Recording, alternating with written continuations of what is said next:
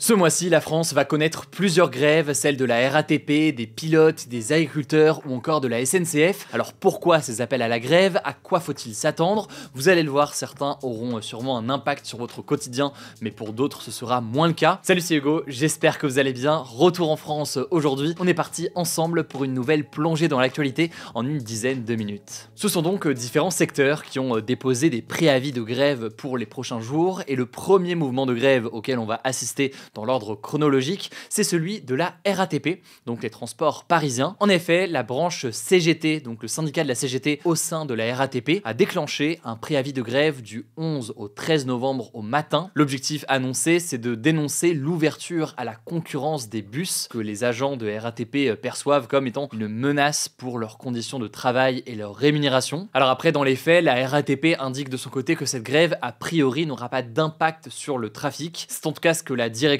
a déclaré au journal Libération ce lundi, mais évidemment, il faudra rester très vigilant là-dessus. Le deuxième mouvement de protestation de la semaine, il a été lancé par le syndicat national des pilotes de ligne, donc le SNPL. Il a appelé à la grève ce jeudi 14 novembre. Il a ensuite été rejoint par d'autres syndicats du secteur. Alors cet appel à la grève, il fait suite au vote par les députés d'un alourdissement de la fiscalité sur le transport aérien. Ça a été voté par les députés vendredi soir. Et pour être plus précis ici, en fait, les députés ont voté pour l'augmentation de la taxe de solidarité sur les billets d'avion. Son autre nom, vous en avez peut-être entendu parler, c'est la taxe Chirac. Cette taxe a été introduite en France en 2006. Elle est prélevée en fait sur chaque billet d'avion qui est acheté pour un vol au départ de la France. Et le montant, il varie en fonction de la classe et de la destination, mais elle est payée donc directement par les passagers. Donc là, vendredi, les députés, ils ont voté pour que les passagers en classe économique payent une taxe plus importante, ce qui correspondrait à un passage de 2,60 € à 9,50 € par passager pour une destination européenne, et un passage de 7,50 € à 15 € pour les destinations intermédiaires,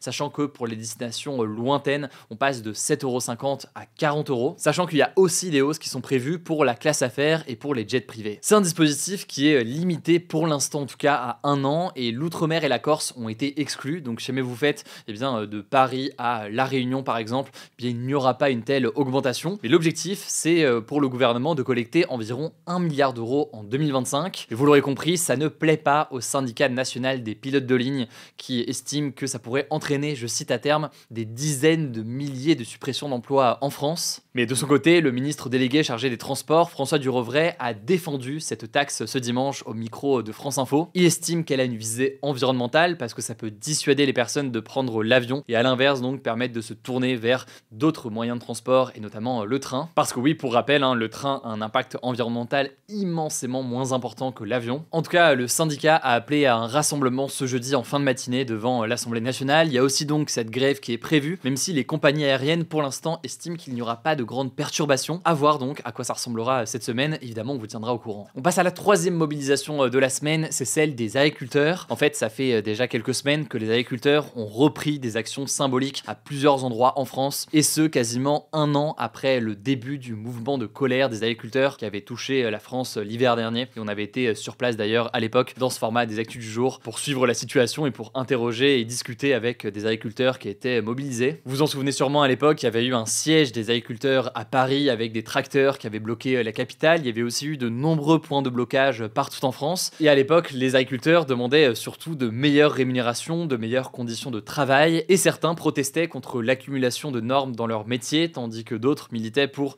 un changement du système agricole. Mais depuis les manifestations de l'an dernier, il faut savoir que les agriculteurs, ils ont été frappés par des mauvaises récoltes de blé, par une crise sanitaire aussi qui touche certains élevages français, et surtout, ils s'opposent toujours fermement à la signature d'un accord de libre-échange qui est négocié entre l'Union européenne et le Mercosur. Le Mercosur, qu'est-ce que c'est? C'est une zone de libre-échange qui regroupe l'Argentine, le Brésil, le Paraguay, l'Uruguay et la Bolivie. C'est des discussions qui datent maintenant, ça remonte à 1999. Ça devrait à nouveau être discuté lors du sommet du G20 à Rio au Brésil des 18 et 19 novembre prochains. Et ça inquiète les agriculteurs parce qu'en fait, l'objectif de cet accord, ce serait de supprimer la majorité des droits de douane entre les deux zones. Sauf que pour la plupart des agriculteurs, ça risque de créer une forme de concurrence déloyale avec des pays d'Amérique du Sud qui n'ont pas les mêmes exigences environnementales et sociales que celles que l'on peut retrouver en France. Alors là-dessus, on peut noter que la ministre française de l'Agriculture, Annie Genevard, a affirmé ce dimanche sur France 3 qu'il ne serait pas signé à Rio, que la France s'y opposait fermement. Cela dit, vous l'aurez compris, il y a ces discussions qui se déroulent à l'échelle européenne. En tout cas, face à cela, les syndicats agricoles qui sont majoritaires aujourd'hui en France, à savoir le FNSEA et les jeunes agriculteurs, ont appelé à une grève ce vendredi 15 novembre. On verra donc ce qu'il en est. Alors, parmi les autres mouvements de grève, parce qu'il y en a beaucoup, vous l'aurez compris, cette semaine, il y a aussi la grève des cheminots du mercredi 20 novembre à 19h au vendredi 22 novembre à 8h. Dans le détail, c'est tous les syndicats de la SNCF qui ont appelé la semaine dernière à une grève après avoir rencontré la direction du groupe SNCF. Les syndicats protestent notamment contre le démantèlement de Fret SNCF, qui est la branche dédiée au transport de marchandises sur les rails. Les cheminots sont aussi contre l'ouverture à la concurrence des lignes régionales, donc les TER, les Transiliens ou encore les Intercités. A noter que les syndicats ont prévenu que cette journée de grève était, je cite, un ultimatum avant un mouvement de grève plus long et plus fort en décembre si le gouvernement et la SNCF ne répondent pas à leurs revendications. Ça pourrait donc perturber le service pendant les vacances de Noël. Et là, pour la grève du 21 novembre, les prévisions de trafic seront connues 48 heures avant, donc environ le 19 décembre. On aura l'occasion d'en reparler. A noter qu'il y a aussi les syndicats de fonctionnaires qui pourraient faire grève début décembre, tout comme les biologistes médicaux qui menacent de fermer les laboratoires d'analyse médicale du 23 au 31 décembre. Bref, beaucoup de choses. Je vous mets des liens en description, mais ça me semblait assez important aujourd'hui de faire un point sur l'actualité nationale et sur ces sujets-là. Je vous laisse avec Blanche pour les actualités en bref et je reviens juste après. Merci Hugo et bonjour à tous. On commence avec cette info. Une nouvelle goutte froide s'apprête à descendre sur l'Europe dès ce mardi et jusqu'à vendredi. On en a déjà parlé, une goutte froide, c'est un phénomène météorologique où une poche d'air froid descend et se cogne contre des flux chauds plus bas. Au final, ça donne une météo instable, de la pluie et de grosses rafales de vent. En France, cette goutte froide va se manifester par une baisse des températures, parfois jusqu'à 8 degrés dans certaines villes comme à Nice où la température va passer de 20 à 12 degrés. Il y aura aussi des averses à travers le pays, des orages et même du gel ou de la neige à l'est du pays en basse altitude. En Espagne, l'arrivée de cette goutte froide annonce de nouvelles fortes pluies qui font craindre une poursuite des inondations qui touchent déjà le pays, notamment la région de Valence et l'Andalousie dans le sud de l'Espagne. Deuxième actu sur l'Espagne justement, la France va envoyer environ 50 sauveteurs et pompiers pour aider les secours sur place face aux inondations dans la région de Valence. Il s'agit plus précisément de 40 sapeurs-sauveteurs des formations militaires de sécurité civile et d'une dizaine de sapeurs-pompiers territoriaux. L'Espagne souffre depuis plusieurs semaines d'inondations dans la zone de Valence, près de la mer des Baléares, qui ont fait 220 morts.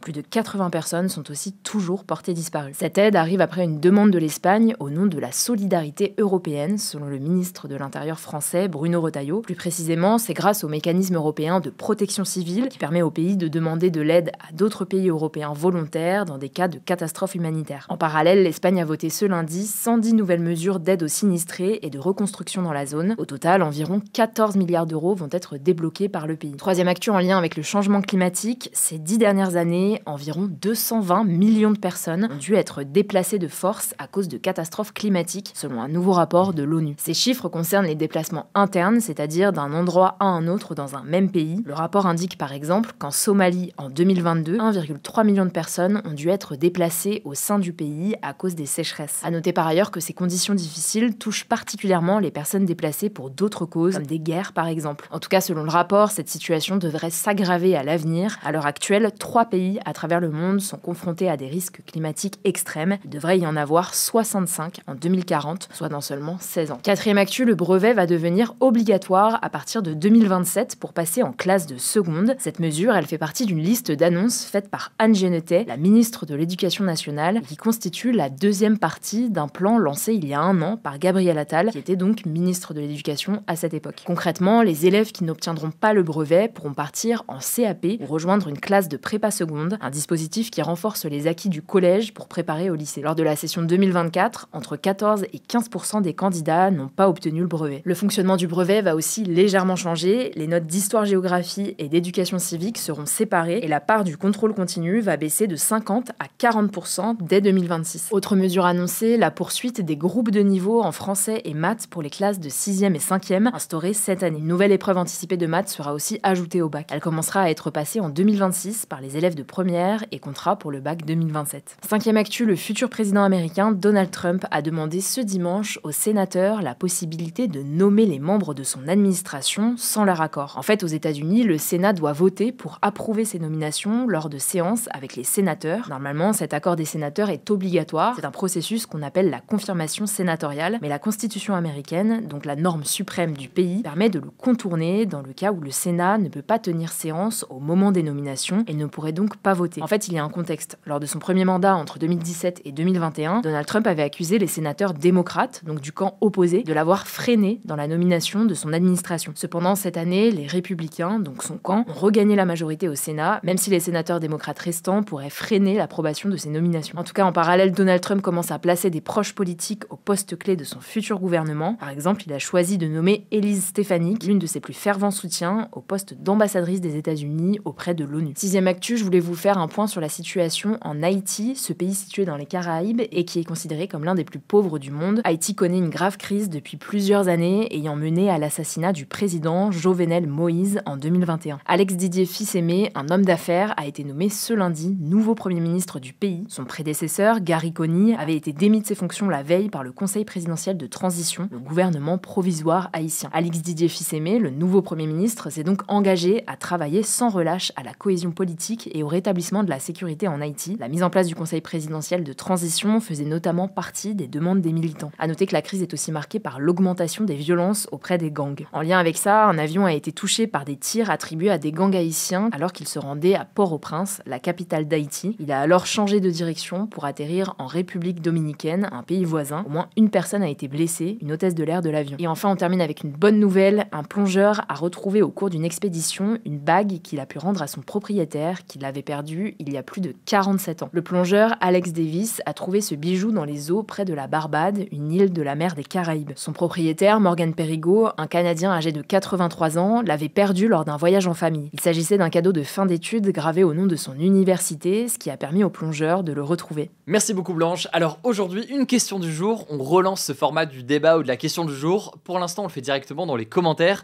Et la question, c'est la suivante. Êtes-vous favorable à l'obligation d'avoir le brevet pour passer en seconde? Je vous propose qu'on fasse ça directement dans les commentaires et pas dans un post dédié comme on le fait à l'époque. On va tester de cette façon-là et on va voir donc comment ça peut fonctionner. N'hésitez pas du coup à en débattre dans les commentaires et je pense qu'on choisira 2 commentaires pour la vidéo de demain. Je rappelle au passage que si vous voulez plus d'actualité, on a un compte Instagram, on poste d'autres contenus et d'autres vidéos. Le nom du compte, c'est Hugo Décrypte. Prenez soin de vous, prenez soin de nos proches et puis on se dit à demain pour une nouvelle vidéo.